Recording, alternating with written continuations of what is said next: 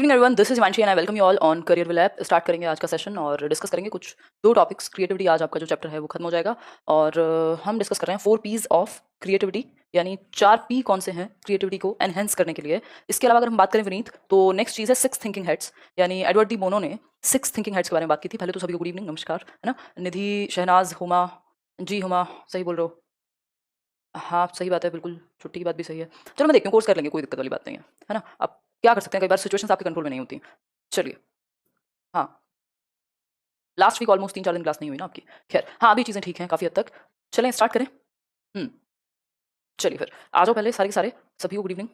बहुत बढ़िया चलिए, बहुत मिस किया आपको निधि, करिए धन्यवाद। देखो टॉपिक जो जैसे चल रही क्लास वैसी चलेगी और कुछ एक्स्ट्रा क्लासेस लग जाएंगी ताकि आपका सिलेबस कंट्रोल में आ जाए और चीज़ें टाइमली खत्म हो जाए। ठीक है जी, मैं समझती हूँ कुछ लोग जो क्लास ना होने से परेशान है, बट ऐसे परेशान मत हुआ करो, है ना, कोई बहुत बड़ी बात नहीं है इसमें। चलिए यहाँ पे आ जाइए, 4 पीज ऑफ क्रिएटिविटी। आज क्रिएटिविटी का लास्ट सेशन है, हम कल से शुरू करने वाले हैं इंक्लूसिव एजुकेशन को, क्योंकि किसी का तो एग्जाम है, आप में से कुछ लोगों का एग्जाम है और इंक्लूसिव एजुकेशन ऐसा टॉपिक है जो हर एक एग्जाम में आता है, तो पहले उसी को कंप्लीट कर लेंगे फिर पर्सनैलिटी पे चलेंगे। ठीक है बात, तो स्टार्ट करते हैं, आ जाओ फटाफट। हाँ शबनम सब ठीक है अभी के लिए। एक्चुअली मेरे मामा जी की तेरहवीं थी तो मैं गाँव में बिजी थी, फिर उसके बाद I was not feeling well. Obviously माहौल जो है आसपास का वो जब नेगेटिव होता है तो कई बार आपको लगता है कि you should take a break, है ना। खैर चलिए आ जाइए एक बार। क्रिएटिविटी चैप्टर चल रहा है, इससे पहले के चैप्टर्स ना देखे हों तो वो देख लीजिएगा। 4 पीस ऑफ क्रिएटिविटी की अगर हम बात करें तो ये कुछ 4 पीस हैं किसके, क्रिएटिविटी के। कहाँ से आए हैं इन पर भी चर्चा करेंगे। पहला पी है P for person.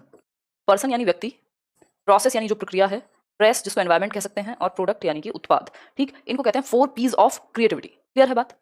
I understand Manisha, आपकी मोटिवेशन को बिल्कुल बरकरार रखा जाएगा। क्लासेस इतनी भी होंगी एक दिन में कि आप ये सोचोगे कि क्या करें, मतलब अभी तो रिवाइज भी नहीं कर पा रहे, क्लास हो जाएंगी चीज़। चलें फिर आगे बढ़े। देखिए आज तो ये 4 पीस हैं क्रिएटिविटी के, यानी कुछ 4 तरीके हैं क्रिएटिविटी में, एलिमेंट्स हैं जो हेल्प करते हैं हमारी क्रिएटिविटी को बेहतर करने में। ठीक है अलका, हाँ बिल्कुल सही बात है सुनील, आपकी क्लास नहीं हुई तो क्या हुआ, बाकी क्लासेस तो हो रही थी, उसका रिवीजन कर रहे थे। बिल्कुल सही बात है सुनील, और इवन वो खत्म हो जाएंगी, तब जब ज़्यादा क्लासेस मेरी होंगी तो आपकी हेल्पफुल रहेगा, बहुत ज़्यादा बर्डन नहीं रहेगा, तो वो ऊपर नीचे चलता है, जब इतने सारे टीचर्स हैं तो मैनेज किया जा सकता है। देखिए देखिए, पर्सन ये पहला पी है, दूसरा है प्रोसेस, तीसरा है प्रेस और फोर्थ है प्रोडक्ट। समझते हैं क्या, ये डिटेल में समझेंगे। आजकल इस तरह के क्वेश्चंस भी आने लगे हैं ना, अब जैसे जैसे क्वेश्चंस आने लगे हैं वैसी वैसी चीज़ें हमें पढ़नी पड़ेंगी, क्योंकि कुछ फिक्स्ड नहीं होता कुछ भी सिलेबस में, बहुत सारी चीज़ें डायनामिक होती हैं। ठीक है, अगर हम बात करें 4 पीस ऑफ क्रिएटिविटी, ये आप देख पा रहे हैं 3 चीज़ें हैं। जैसे पर्सन यानी व्यक्ति जो इस प्रोसेस में इन्वॉल्व होगा, मान लीजिए एक बच्चा है जो क्रिएटिव थिंकिंग में इन्वॉल्व है। प्रोसेस, उसके दिमाग में जो आइडियाज आएंगे, जैसे चीज़ें चलेंगी। प्रोडक्ट जो लास्ट में निकल करके आएगा और इन तीनों पे ही इन्फ्लुएंस डालेगा फोर्थ, जिसको हम प्रेस या फिर एनवायरमेंट कह देते हैं। तो ये प्रेस लिखा हुआ मिले चाहे एनवायरमेंट लिखा मिले, समझिएगा कि 4 पी की बात हो रही है, 4 पीस की बात हो रही है। पर्सन, प्रोसेस, प्रोडक्ट और प्रेस, जो कि इन तीनों को ही प्रभावित करेगा। ऑब्वियसली एनवायरमेंट तो हर चीज को प्रभावित करेगा, प्रोसेस को भी, क्रिएटिविटी की, पर्सन को भी, और जो फाइनल प्रोडक्ट निकल के आएगा वो भी क्या होगा, इसी का एक प्रोडक्ट होगा एक तरह से। ठीक है जी, देखिए समझते हैं, अब इनको एक एक करके समझते हैं। जैसा कि अभी मैंने बताया, पर्सन मतलब कैरेक्टरिस्टिक्स एक व्यक्ति की जो भी इन्वॉल्व है इस प्रोसेस में। प्रोडक्ट जो फाइनल आउटकम निकल के आएगा। प्रोसेस जैसे ऑपरेशंस फॉर्म हो रहे हैं, जैसे थिंकिंग प्रोसेस चल रही है। और फोर्थ है प्लेस, यानी क्लाइमेट कैसा है, कल्चर कैसा है, किस कॉन्टेक्स्ट में, कैसी सेटिंग्स में जो ये क्रिएटिविटी की प्रोसेस है वो चल रही है, जिसको प्रेस भी कह देते हैं। प्रेस लिखा हो चाहे आपका एनवायरमेंट लिखा हो चाहे वो प्लेस लिखा हो, समझ पा रहे हो ना। ये 4 पीस में ये दिया किसने था, तो ये दिया था जेम्स रॉडस ने, रोड्स भी बोल सकते हैं इनको, जेम्स मेल रोड्स। तो जेम्स मेल रोड्स ने इसको दिया था 1961 में, कॉन्सेप्ट ऑफ 4 पीस। 4 पीस ऐसे भी समझ सकते हो इसको, कॉन्सेप्ट ऑफ 4 पीस। इससे क्या होगा, क्रिएटिविटी बेहतर होगी, क्रिएटिविटी निकल करके आएगी। बहुत इंटरेस्टिंग चैप्टर है आज का, क्रिएटिविटी खत्म। ठीक, Rhodes identified that the 4 separate parts, यानी 4 सेपरेट पार्ट हैं दैट इन्फ्लुएंस क्रिएटिविटी, जो रचनात्मकता को, जो कुछ नया करने को प्रभावित करते हैं। ठीक है जी बात, वो कौन से हैं। एक है पर्सन यानी व्यक्ति जो इसमें इन्वॉल्व है, बच्चा हो सकता है। प्रोसेस जो उसकी थिंकिंग प्रोसेस लगेगी, वो प्रोसेस कहलाएगी, प्रक्रिया। तीसरा है प्रेस, जिसको हम या तो एनवायरमेंट भी लिख सकते हैं, प्रेस को एनवायरमेंट भी लिख सकते हैं, या फिर इसको हम प्लेस भी लिख सकते हैं, यानी जगह, आसपास का कल्चर, आपका कॉन्टेक्स्ट क्या है ना, क्लाइमेट क्या है, इवन मौसम भी प्रभाव डालेगा। कई बार आपका मन अच्छा होता है, कई बार जो लोग मान लो पोइट्री लिखते हैं, अब मन अच्छा है या किसी नई जगह पे गए तो जो एनवायरमेंट है वो प्रभावित करेगा। और वो मन भी किससे प्रभावित है, मन किससे रिलेटेड है, व्यक्ति से, लेकिन व्यक्ति भी प्रभावित होगा किससे, प्लेस से। समझ गए जी, आगे बढ़े। प्रोडक्ट हर हालत में अगस्त में खत्म हो जाएगा, लास्ट तक। धन्यवाद दीपिका। फिर है प्रोडक्ट, जो फाइनल प्रोडक्ट निकल करके आया, ये सारी प्रोसेस लगा करके कुछ नया सोचा होगा ना, चाहे वो एक नया आइडिया हो उसको इंप्लीमेंट करके देखोगे, चाहे वो कुछ एक नया प्रोडक्ट बनाया हो आपने, है ना, ये सारी चीजें। क्या पूछना है मेघा बताओ।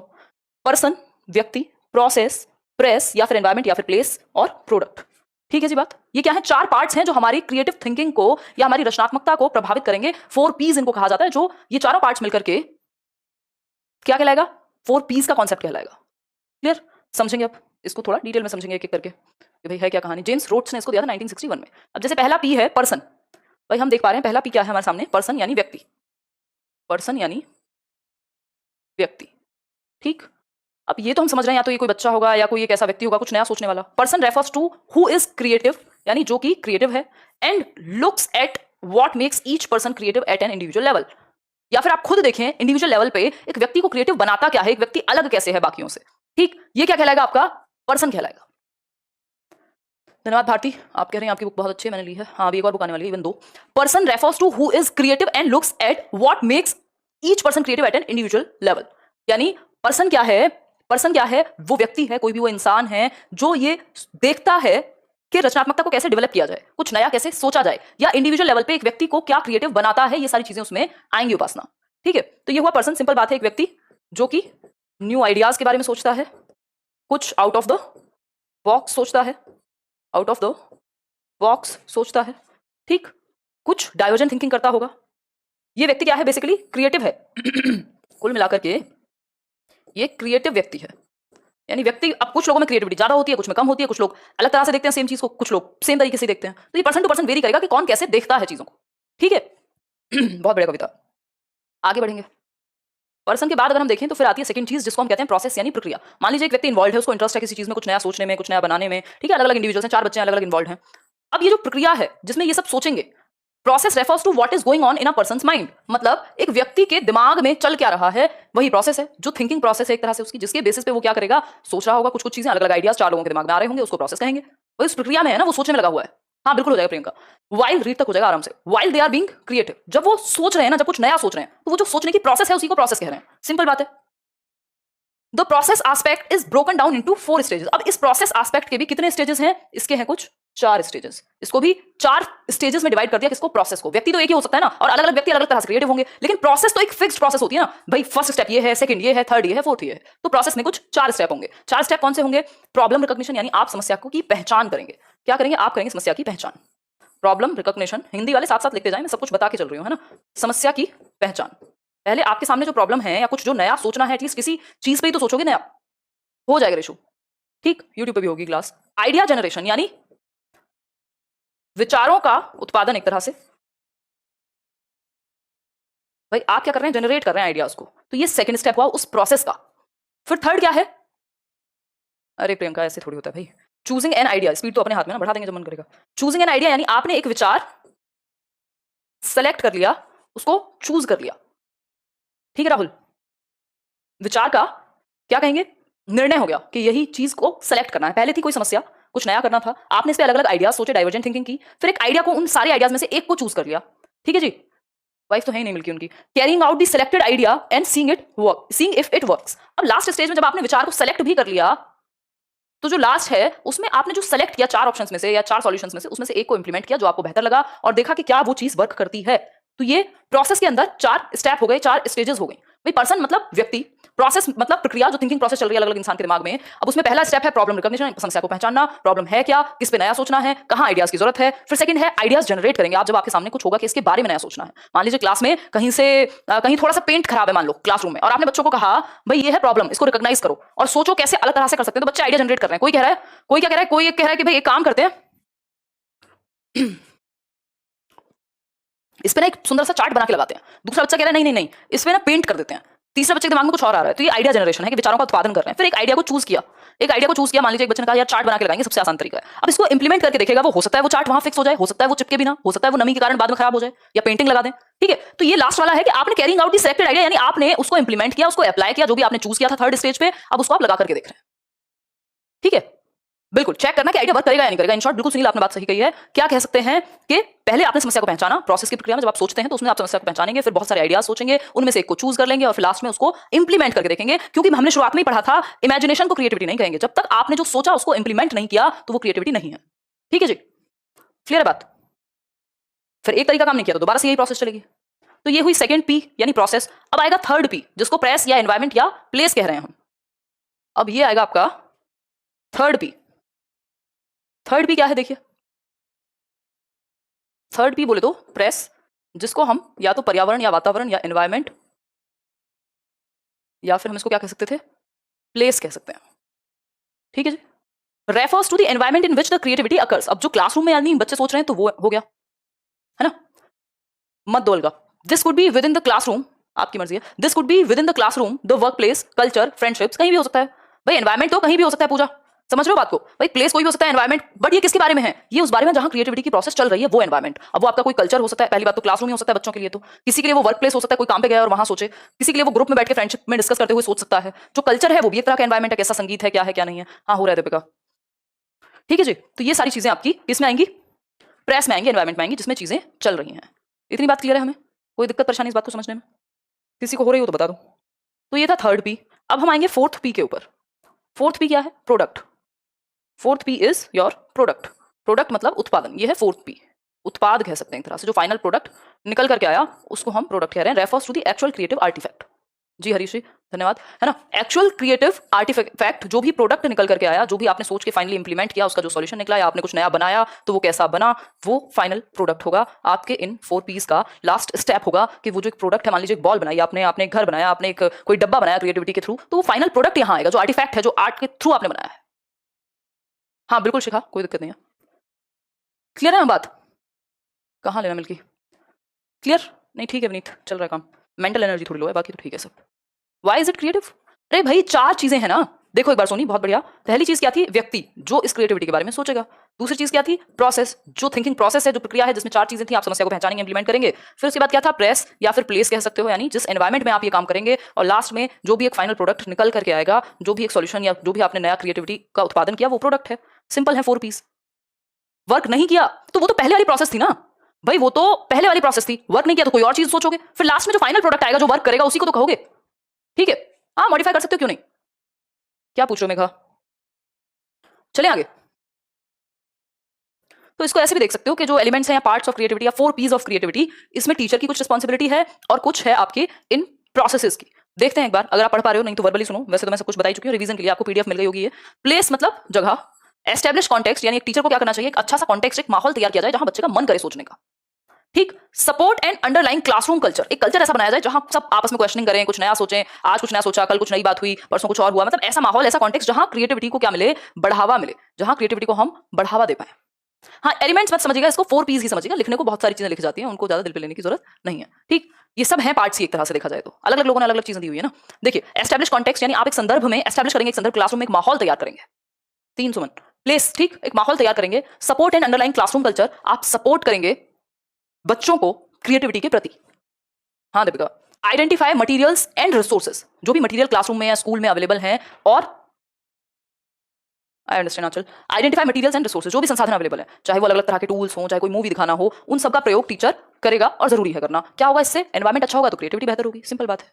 जी हुमा, फिर है पर्सन, पर्सन यानी व्यक्ति यानी बच्चा। सपोर्ट पर्सनल क्रिएटिव क्वालिटीज, हर एक इंडिविजुअल में अलग अलग क्वालिटीज होती है। कोई बच्चा किसी चीज में दिमाग ज्यादा चलेगा, किसी और का दूसरी चीज में ज्यादा चलेगा। तो एक बच्चा हो सकता है जिसको टेक्नोलॉजी में बहुत इंटरेस्ट हो, नए नए आइडियाज टेक्नोलॉजी को लेकर आते हो। एक बच्चा हो सकता है जिसको आर्ट्स, ड्राइंग, पेंटिंग में इंटरेस्ट हो। किसी को म्यूजिक में हो सकता है वो एकदम से कुछ नई कविता लिख देता हो। तो आप क्या करेंगे, सपोर्ट करेंगे पर्सनल क्रिएटिव क्वालिटीज को, जो अलग अलग बच्चों में क्वालिटीज हैं क्रिएटिविटी की, उनको सपोर्ट करेंगे। Encourage lack of conformity and questioning, क्या करेंगे कि आप इस चीज को एनकरेज करेंगे। कंफॉर्मिटी का मतलब होता है बस मान लेना, कि ग्रुप में कहा 4 लोगों ने ये अच्छा रहेगा तो बच्चे ने मान लिया, इस चीज को आप एनकरेज ना करें। लैक ऑफ कंफॉर्मिटी रखें, यानी किसी और की नहीं, अपना ओरिजिनल थॉट पे जाओ। जरूरी नहीं है कि आप एक्सेप्ट कर लो किसी ने कह दिया तो। और क्वेश्चनिंग, क्वेश्चन ज्यादा से ज्यादा पूछें। ये इसकी एजुकेशनल इंप्लीकेशन है इन 4 पीस की, कि कैसे आप इनको क्लासरूम में बेहतर करेंगे। ठीक है सोनी, फिर है प्रोसेस यानी प्रक्रिया, जो कि थर्ड पी है। Link explorations to concepts, support innovative combinations and experimentation, provide models of divergent thinking. Process में तो सिंपल है, बच्चों को सोचने का मौका देना है, डाइवर्जेंट थिंकिंग कर पाए, जिसमें अभी मैंने बताया था, प्रॉब्लम को रिकॉग्नाइज करेगा, फिर सोचेगा, फिर सेलेक्ट करेगा, फिर फाइनली वो देखेगा काम करता है या नहीं। प्रोडक्ट क्या है, जो फाइनल आया निकल करके product. Evaluate the usefulness of a product, determine quality of and result. Final जो निकल कर, इनोवेटिव मतलब होता है कुछ नया, कुछ क्या बोलते हैं इसको, इनोवेशन को क्या बोलते हैं साइंस ने, कुछ तो बोलते हैं हिंदी में, एक बार लिखना इनोवेशन को क्या बोलते हैं। बहुत बढ़िया होता जी। तो evaluate the usefulness of a product, नवाचार एक और शब्द होता है ना जो जनरली यूज करते हैं।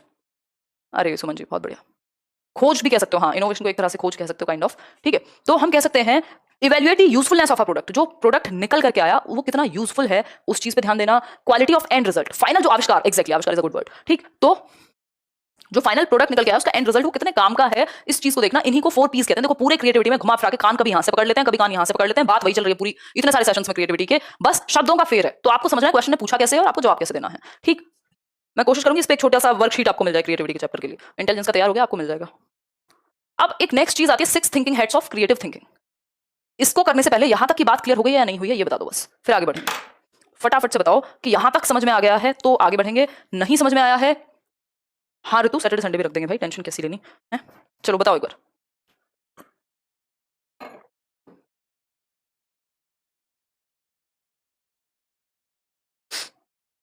चलिए फिर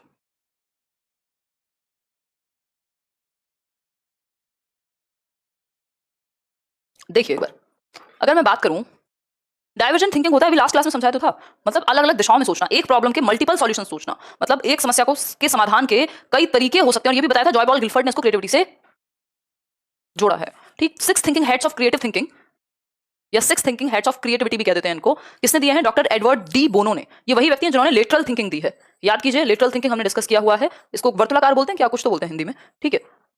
लेटरल थिंकिंग जिसमें होता है कि जो मैंने आपको वो भिखारी वाली कहानी सुनाई थी, एक बैगर है और वो मांग रहा है, मतलब हट के, लीक से हट के सोचना लेटरल थिंकिंग है, एक तरह से डाइवर्जेंट थिंकिंग की ही बहन या भाई जैसा है, ठीक है। तो लेटरल थिंकिंग भी एडवर्ड डी बोनो ने दिया है, तो इन चीजों को रिलेट करके समझना है।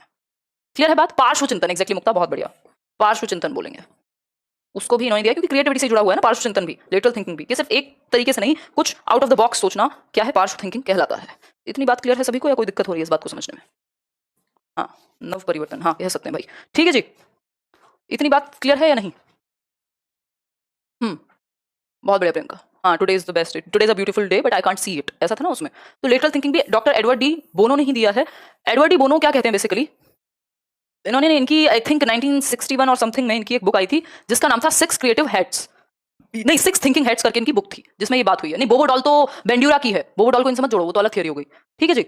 अगर हम बात करें तो इन्होंने कहा आप ब्रॉड, ये जो थियरी है आपकी, आप broad variety of view points and thinking styles are represented. इन्होंने कुछ 6 हेड्स दिए जो अलग अलग सोच को रिप्रेजेंट करते हैं क्रिएटिविटी के लिए, जिनको लोग अपनी कंपनीज में भी यूज करते हैं, जिनको लोग अपने क्या कहते हैं उसको बिजनेसेस में भी यूज करते हैं, और स्कूल में तो भरपूर यूज इसका होगा ही। इनकी बुक का नाम भी यही है, 6 थिंकिंग हेड्स, ठीक है। 6 थिंकिंग हेड्स इनकी बुक का नाम भी है, एडवर्ड डी बोनो ने लिखी थी, 90s में लिखी थी, if I am not wrong तो 1985 में पब्लिश हुई थी, 1985 में, 6 थिंकिंग हेड्स करके, चाहे तो लिख सकते हैं। इनकी एक बुक है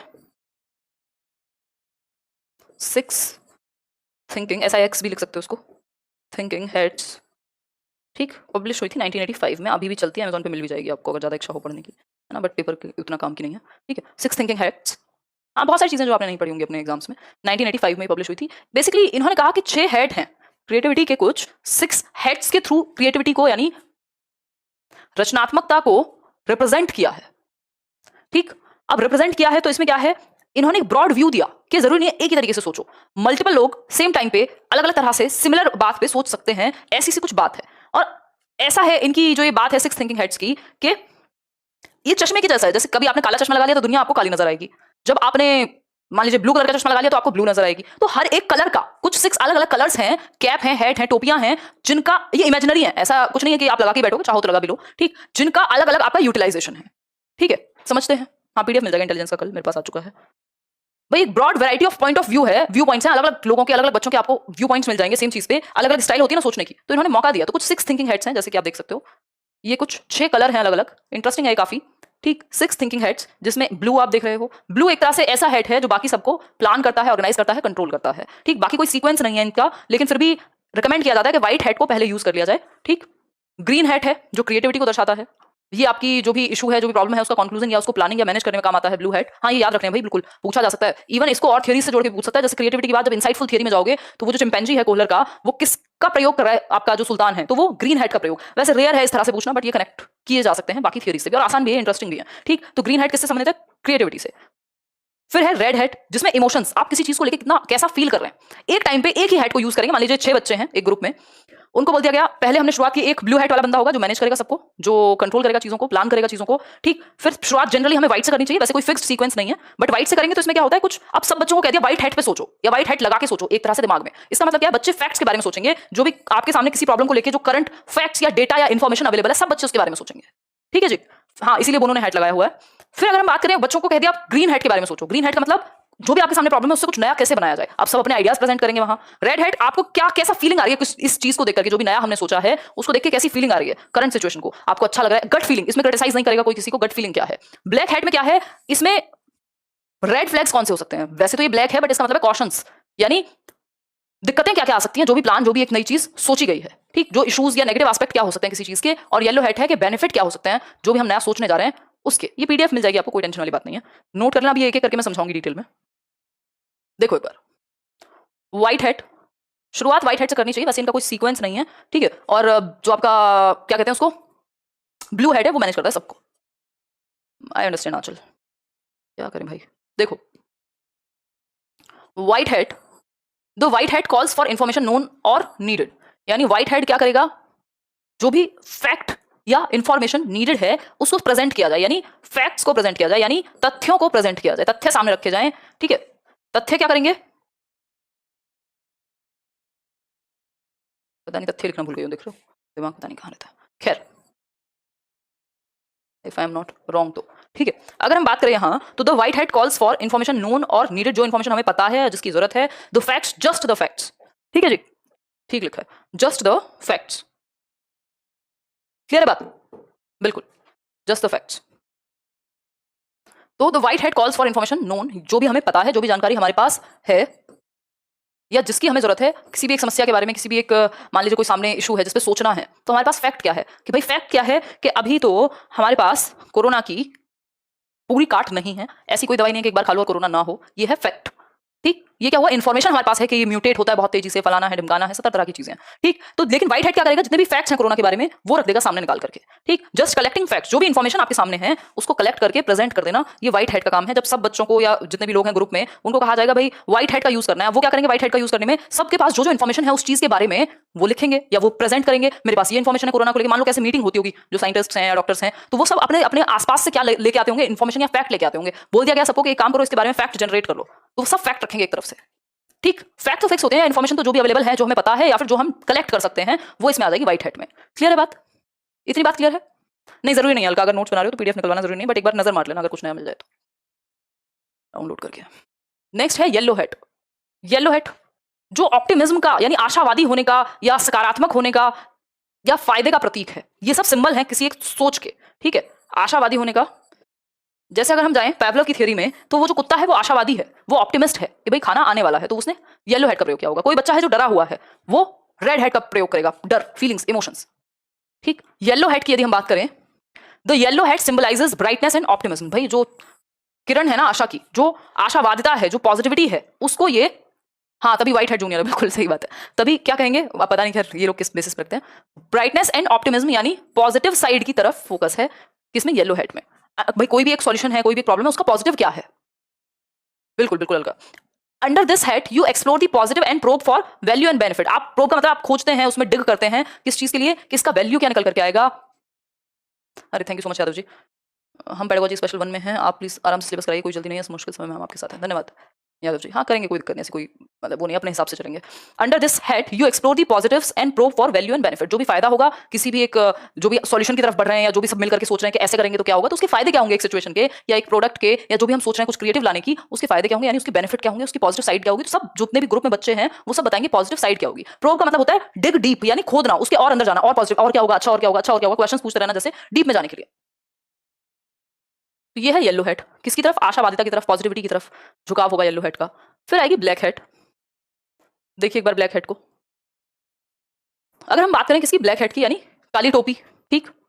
इसका मतलब क्या है, caution and criticalness, reasons of why something may not work. अब ग्रुप में सिर्फ ऐसा थोड़ी है, जब आप कुछ मान लो कोरोना की वैक्सीन आई है सामने, बात चल रही है डॉक्टर्स के बीच में कि इसका नेगेटिव साइड क्या हो सकता है, ये भी तो देखेंगे या नहीं, कि सिर्फ पॉजिटिव साइड देखेंगे, चलो एटलीस्ट क्योर नहीं हो रही तो कम से कम हमें बहुत हद तक बचा सकती है। लेकिन ब्लैक हेड का जब बात आएगी तो सब मिलकर सोचेंगे इसका नेगेटिव क्या हो सकता है, इसमें दिक्कतें क्या आ सकती हैं, इसमें नुकसान क्या हो सकते हैं, मतलब क्रिटिकल थिंकिंग लगाएंगे, सब आलोचनात्मक दृष्टि से सोचेंगे, ठीक है। ठीक दीपिका, रिस्क क्या हो सकते हैं इसको अप्लाई करने में, भाई अभी तो वैक्सीन को वो होने में टाइम लगता है, तो इसमें क्या रिस्क हो सकते हैं, ये बैठ के सब सोचेंगे, उसकी क्रिटिकल साइड बताएंगे, सब डिफिकल्टीज क्या आ सकती हैं इसको बाहर लाने में, है ना, जो भी प्रॉब्लम्स आ सकती हैं, तो जो भी रिस्क मैनेजमेंट होगा, या फिर मोस्ट पावरफुल हेड कहा जाता है इसको ब्लैक वाले को। A problem however if over pursued spot difficulties where things might go wrong, why something may not work, भाई कोई जो आइडिया लेकर के आ रहे हैं वो क्यों नहीं चल सकता, कहां दिक्कतें आ सकती हैं, है ना, जैसे बच्चों को नहीं लगेगी है जो वैक्सीन है, तो ये ब्लैक हेड के अंदर आया होगा। लेकिन ब्लैक हेड को बहुत ज्यादा यूज नहीं करना होता, ओवर यूज नहीं करना होता, नहीं तो नेगेटिविटी फैल जाएगी। डू नॉट ओवर यूज लिखा हुआ है, डू नॉट ओवर यूज, बहुत ज्यादा यूज ब्लैक हेड को नहीं करते, इसको सबसे ज्यादा स्ट्रॉन्ग हेड कहा जाता है, क्योंकि इसमें सारी की सारी सोच को पलटने की क्षमता है। अगर नेगेटिव ज्यादा आगे तो अप्लाई नहीं करेंगे उस चीज को। हाँ दे सकते हैं कायनात, ठीक है। तो ये ब्लैक हेड का एग्जांपल एक तरह से कि बच्चों को नहीं लग रही कि भाई बच्चों के लिए इफेक्टिव नहीं है, जो भी तर्क होगा, तो वो ब्लैक हेड में क्रिटिकल साइड सोची होगी। ठीक। Inherently an action head with the intent to point out issues of risk with intent to overcome them. यही सिंपल बात है, इसमें तो और कुछ नया है नहीं। क्लियर है बात? इतनी बात सभी को क्लियर होनी चाहिए। नहीं है तो भी बता दीजिए, है तो भी बता दीजिए। क्लियर है? हाँ, तो इसको सोच समझ के यूज करना है। ये चीजों की नेगेटिव साइड या क्रिटिकल साइड दर्शाएगा, कहाँ रिस्क है ये बताएगा। ब्लैक हेड सबसे पावरफुल इसको कह सकते हैं, kind of one of the most powerful heads in all these heads. देखिए अब ये फोर्थ है रेड हेड। ये नंबर तो मैंने बस आपके लिए डाले हुए, इनका कोई नंबरिंग नहीं है कि जरूरी है कैसे यूज होगा, ठीक है। बट प्रोबेबली व्हाइट को यूज कर लेते हैं लोग फर्स्ट पे, और ब्लू तो आपको बताइए वो तो हर जगह यूज होगा, क्योंकि मैनेजमेंट वाला बंदा भी हमें चाहिए जो बाकियों को कंट्रोल करे, ठीक है। हाँ, देखिए red head, the red head signifies feelings. ये इमोशंस और फीलिंग्स को है, इंट्यूशन, मन में अंदर से क्या आ रहा है किसी भी एक चीज के बारे में सोचते हुए। तो अब यहाँ पे आप किसी को रोकेंगे नहीं, क्रिटिसाइज नहीं करेंगे, आप सबको बताने देंगे कि तुम्हें कैसा फील हो रहा है, गंदा फील हो रहा है इसके बारे में, अच्छा फील, पॉजिटिव की फीलिंग आ रही है, जरूरी नहीं आपके पास रीजन हो, जो गट फीलिंग बोलते हैं ना जिसको, वो कैसी है। What are you thinking? हाँ सोनी, बताने में क्या सोच रही थी?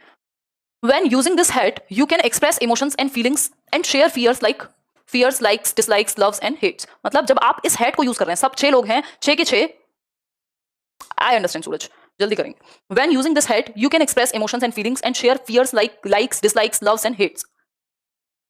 मतलब सब लोग बैठ के किसके बारे में सोच रहे हैं? ए भी, बी भी, सबने रेड हेड लगाया हुआ है, और सब अपने इमोशंस या किसी एक चीज के बारे में जो पसंद है उन्हें, कोई एक जो सॉल्यूशन निकाला गया है, क्या उनको दिक्कत आ रही है, क्या डर है, वो अपने इमोशंस को शेयर करेंगे सब मिलकर के। हाँ, तो फीलिंग्स को, इंट्यूशन को, हैप्पी फील कर रहे हैं, टेरिबल फील कर रहे हैं, इससे एक टेरिबल फील कर रहे हैं, इससे एक सॉल्यूशन को लेकर के उन्हें कैसा लग रहा है, या कुछ भी नया जो सोचा गया है उस प्लान को लेकर वो कैसा फील कर रहे हैं, ये बात होगी। यहाँ जरूरी नहीं है लॉजिक ही लगे, यहाँ इमोशंस की बात होगी।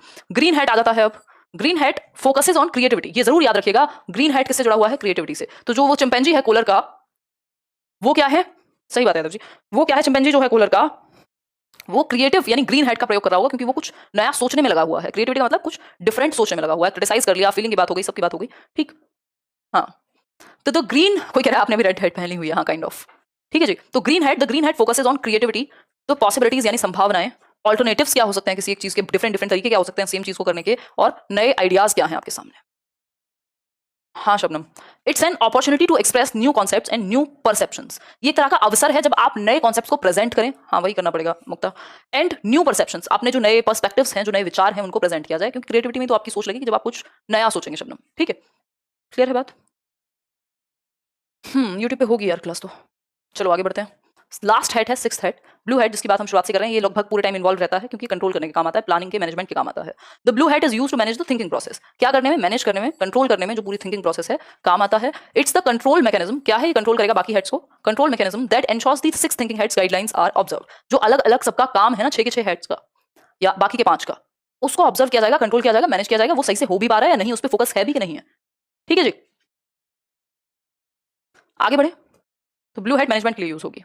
अब इन 6 के 6 को आप एक साथ देख सकते हैं। ये जब आप पीडीएफ पढ़ रहे होंगे तो आपको काफी हेल्प मिलेगी। चाहो तो आप अपनी नोटबुक में इनको कलर करके बना सकते हो, क्योंकि दिमाग में टिकेंगी चीजें, ठीक है। जैसे ये व्हाइट है, एडवर्ड डी बोनोज 6 थिंकिंग हेड्स, ठीक, 6 थिंकिंग हेड्स हैं। जैसे ये व्हाइट है, जिसका मतलब फैक्ट्स कलेक्ट करना, डेटा कलेक्ट करना। येलो का मतलब ब्राइटनेस एंड ऑप्टिमिज्म, पॉजिटिविटी, ठीक। फिर है ब्लैक, कॉशियस रहना, रिस्क क्या क्या हो सकते हैं उन पर ध्यान देना। फिर है ग्रीन, पॉसिबिलिटीज एंड क्रिएटिविटी से जुड़ा हुआ है, क्रिएटिविटी से जुड़ा हुआ है ग्रीन, ठीक। रिव्यू या फिर आपका कंट्रोल करने से जुड़ा हुआ है ब्लू, और फीलिंग्स से जुड़ा हुआ है रेड। एक बार फिर से इसको रिवाइज कर लेते हैं तो आपको याद हो जाएगा कि कौन कौन किससे जुड़ा हुआ है। व्हाइट हेड से कायदे में शुरुआत होनी चाहिए, है ना, कर लेनी चाहिए, वैसे कोई सीक्वेंस नहीं है। क्लियर है बात? चलिए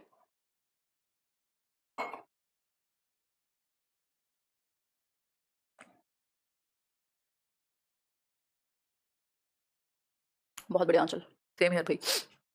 देखिए सृष्टि, बस ऐसा ही है, क्या कर सकते हैं। देखो एक बार, व्हाइट हेड किससे जुड़ा हुआ है? फैक्ट्स कलेक्ट करने से, इन्फॉर्मेशन कलेक्ट करने से व्हाइट हेड। ब्लू हेड सबको मैनेज करेगा, ठीक है, कंट्रोल करेगा, प्लान करेगा ब्लू हेड, ठीक। बाकी सब ठीक से काम कर रहे हैं नहीं कर रहे हैं ये सब देखेगा। रेड हेड आपके इमोशन से जुड़ा हुआ है, आप फील कैसा कर रहे हैं, पॉजिटिव नेगेटिव, जो भी आपकी गट फीलिंग है, इंट्यूशन क्या है, ठीक। उसके बाद ग्रीन हेड आपको पता है क्रिएटिविटी से जुड़ा हुआ है। इसके अलावा ब्लैक हेड की अगर हम बात करें, रिस्क क्या हो सकते हैं, नेगेटिव साइड क्या हो सकती है, आलोचना क्या हो सकती है। अगर हम बात करें किसकी, येलो हेड की, तो यहाँ आप पैवलोव के कुत्ते को याद कीजिए, उसकी आशावादिता के खाना आएगा, ठीक। या फिर ब्लू की हम बात कर चुके हैं, तो ये तो सिंपल है, आपके दिमाग में बैठ जाना चाहिए, ठीक है। एक तो आरबीजी से याद रख सकते हो, रेड, ब्लू, ग्रीन, ये होगा तीनों के तीनों। रेड में इमोशंस हैं, ब्लू में कंट्रोल या प्लानिंग है, मैनेजमेंट है, ग्रीन में क्रिएटिविटी है, सबसे इंपॉर्टेंट है, याद रखना। सबसे पावरफुल आपका ब्लैक हो सकता है। और फिर बी वाई डब्ल्यू या डब्ल्यू वाई बी, जैसे भी याद रखना चाहो, ठीक। तो फैक्ट्स कलेक्ट होंगे व्हाइट में, इसमें ऑप्टिमिज्म है येलो में, और ब्लैक का मतलब है इसको ओवर यूज नहीं करना। इसको क्या करना है, यहाँ पे आपको रिस्क क्या क्या है उसको सोचना है, ठीक। एक एक वर्ड इन सबके सामने लिख लेना। अब किसी को कोई दिक्कत हो रही हो तो पूछ लो मुझसे, नहीं तो आज की कहानी यहीं समाप्त करेंगे। नाम क्या है आपका यादव, बताओ। हाँ सही है ईशान। चलो और बताओ फिर। ग्रीन क्रिएटिविटी से। अच्छा चलो मैं कुछ क्वेश्चंस पूछ लेती हूँ। कोई कह रहा है you can tell us about your feelings. यार देखो, एक एक स्टेट हो जाता है ना इंसान का, थोड़ा सा समय जब हो जाता है तो एक स्टेट बन जाता है, अब उसमें क्या ही तो कहने का मन करता है। और फिर क्या ही आप दुख गाओगे कितने।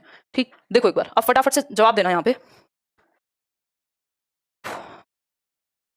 इमोशंस से कौन सा जुड़ा हुआ है ये बताओ। Hat related to emotions. Cheating मत कर लेना देख के।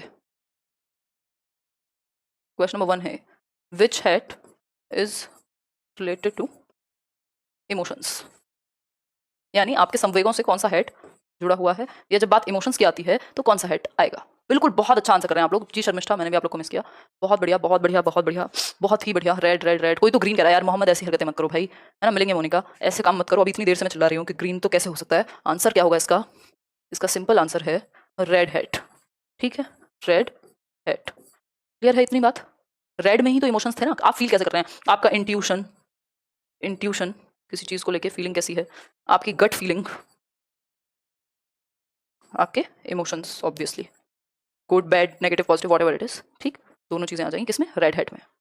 हेड बना दीजिए मैम अपनी ड्राइंग से। मजाक उड़ाओगे यार फिर आप लोग, मैं तो बना दूंगी, आप लोग फिर मजाक उड़ाओगे मेरी ड्राइंग का। क्वेश्चन नंबर 2 देखिए एक बार। क्वेश्चन नंबर 2 में क्या है, विच हेड, तुरंत आंसर आना चाहिए, इसीलिए मैं पहले से नहीं बता रही हूँ कौन से हेड की बात हो रही है। यानी रचनात्मकता या क्रिएटिविटी से कौन सा हेड जुड़ा हुआ, देखते सबसे पहले आंसर किसका आएगा, जीएल का। हाँ, ये अच्छा तरीका है याद रखने का भाई। रोने पे नाक लाल होती है, यानी रेड हेड जो है दुख या खुशी से रिलेटेड है, हमारे इमोशंस से रिलेटेड है। बहुत बहुत बढ़िया तरीका है, याद रख सकते हो, कभी नहीं भूलोगे। सही बात, वेरी गुड अलका। अब क्रिएटिविटी आपकी जाग रही है, क्रिएटिविटी पढ़ करके पता लग रहा है हमें। फटाफट से आंसर करो, आपके कमेंट रुक गए भाई। आंसर करने के टाइम पे आप ही के कमेंट रुके। वाह वाह वाह वाह, बहुत बढ़िया। ये कमेंट्स कैसे रुक गए, अभी तो 8 ही बजे हैं, 8:15 तक चलनी है क्लास तो। ग्रीन ग्रीन ग्रीन अलका और विवेक, आरती, नवनीत। हाँ बिल्कुल सही आंसर है, ग्रीन हेड। मैंने आपको कोहलर के जो चिंपैंजी है उसका भी एग्जांपल दिया। ठीक, क्रिएटिविटी से जुड़ा हुआ है, कुछ नया सोचने से जुड़ा हुआ है, अलग अलग आइडियाज इनोवेशन से जुड़ा हुआ है।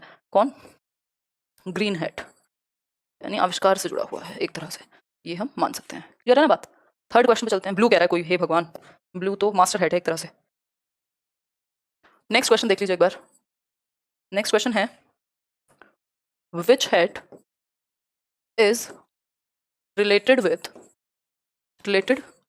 विद ऑप्टिमिज्म, यानी आशावादिता से कौन सा हेड संबंधित है। फटाफट से आंसर करो। हाँ, ग्रीन से आप प्रकृति के बारे में याद रख सकते हो, बिल्कुल सही एग्जांपल दिया आपने अभी, जिन्होंने भी दिया कि नेचर क्या है, ग्रीन है, और ग्रीनरी अपने आप में क्रिएटिव ही है, नेचर से ज्यादा क्रिएटिव और क्या ही होगा। बहुत बहुत बढ़िया बहुत बढ़िया। जितने लोग yellow yellow yellow yellow yellow, सही है आपका आंसर। येलो क्या है, ऑप्टिमिज्म का प्रतीक है, जैसे मेरी टी शर्ट और ये पेन येलो। या फिर अगर हम बात करें आपका लेट्स रन का लोगो भी येलो है। कोई कह रहा है पीलिया, नहीं नहीं, पीलिया वाला ऑप्टिमिज्म नहीं है, ये आशावादिता से जुड़ी हुई है। ठीक, कुछ पॉजिटिविटी से जुड़ा हुआ है येलो हेड। 3 क्वेश्चन हो गए, 3 और रह गए। ठीक, एक बच्चा अगर रोए तो किससे जुड़ा हुआ होगा, रोए या बहुत खुश हो तो किससे जुड़ा हुआ होगा। हम्म, बताओ। रेड से, बिल्कुल फीलिंग से related to planning and management. बताइए, आंसर कीजिए इस क्वेश्चन का फटाफट से। भाई कौन सा हेड आपकी प्लानिंग से या ऑर्गेनाइजिंग से या फिर मैनेजमेंट से जुड़ा हुआ है, फटाफट से बताओ। नीला, बिल्कुल ब्लू हेड। ठीक, क्लियर है बात, इतनी बात क्लियर। 2 क्वेश्चन और रह गए आपके, देखिए एक बार। क्वेश्चन नंबर 5, विच हेड, राइटिंग अच्छी हो गई है या पेन का कमाल है कुछ, इंक्लूड्स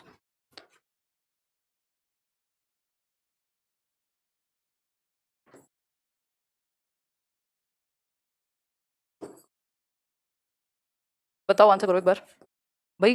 कौन सा एक हेड है जो रिस्क एस्पेक्ट, रिस्क क्या होगा, नेगेटिव साइड क्या हो सकती है किसी चीज की, क्रिटिकल पर्सपेक्टिव क्या हो सकता है चीजों के बारे में। बहुत बढ़िया मुक्ता, मुक्ता कह रही है करत करत अभ्यास के, मतलब आपकी राइटिंग सुंदर हो गई अभ्यास के कारण। वाह, दिमाग शायद शांत हो इसलिए भी हो सकता है। देखो एक बार, देखो एक बार फटाफट से बताओ। बिल्कुल, किससे, ब्लैक हेड, जिसको ओवर यूज नहीं करना। लिख लो ब्रैकेट में, do not over use this head, क्योंकि ज्यादा आप नेगेटिविटी या एस्पेक्ट नेगेटिव ही नेगेटिव देखोगे तो भी दिक्कत है। रिस्क देख लोगे फिर उसके बाद सोच समझ के इसको यूज किया जाएगा, ओवर यूज इसको नहीं किया जाएगा। ठीक है। लास्ट क्वेश्चन आपके लिए, कौन सा हेड बचा है अब, बताएगा कोई? भाई हमने बात कर ली किसकी, इमोशंस की, हमने बात कर ली नेगेटिव साइड की, हमने बात कर ली किसकी, पॉजिटिविटी की, हमने बात कर ली किसकी, आपकी क्या कहते हैं उसको, क्रिएटिविटी की, है ना। अभी लास्ट में हमने बात की प्लानिंग की। अब एक और बात बची है, बिल्कुल सही आंसर कर रहे हैं आप लोग जो भी कर रहे हैं, लेकिन मैं बोल दूंगी तो आपका आंसर आपको पता लग जाएगा। Which hat is related to collecting facts और इंफॉर्मेशन अबाउट द प्रॉब्लम और द सिचुएशन? बताइए, आंसर कीजिए, जनता जवाब चाहती है, बताइए फटाफट से। भाई जस्ट फैक्ट्स की बात जहां हो रही है, इस हेड को जनरली एज फर्स्ट हेड या पहले हेड के रूप में भी इस्तेमाल किया जाना चाहिए। बिल्कुल नताशा, बहुत अच्छा नाम आपका। इसको कहेंगे वाइट हेड, जूनियर नहीं है, नॉर्मल हेड है, वाइट हेड। ठीक है, स्टार्टिंग आप इससे कर सकते हैं।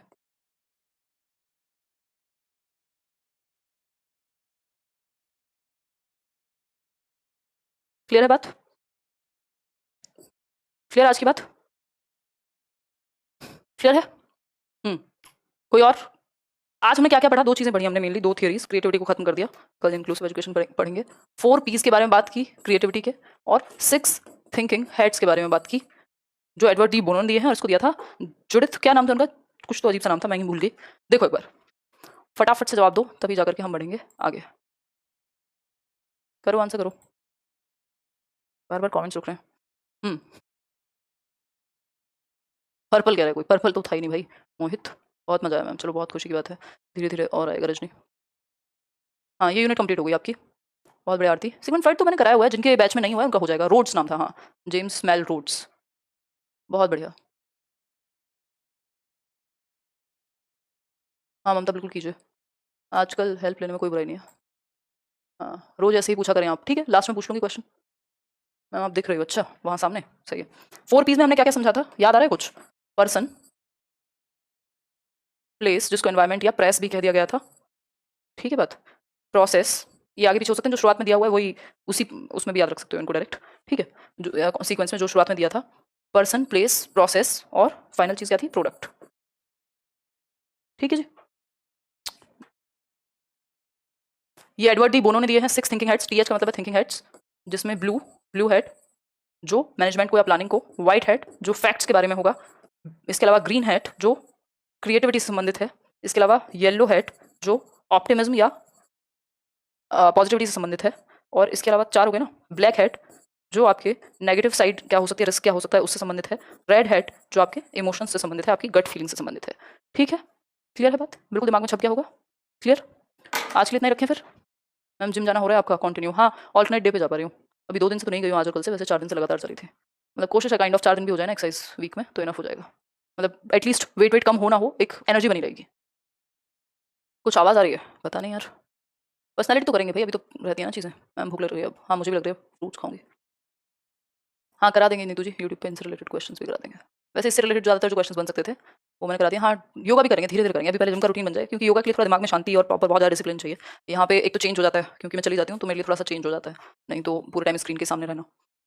और थोड़ा पर्सनल ट्रेनर है तो वो भी पुश करके एक्सरसाइज हो जाती है। यूट्यूब पर मिलेंगे आज, कोई दिक्कत नहीं है। चलो फिर टेक केयर, कल मिलते हैं। Okay bye bye.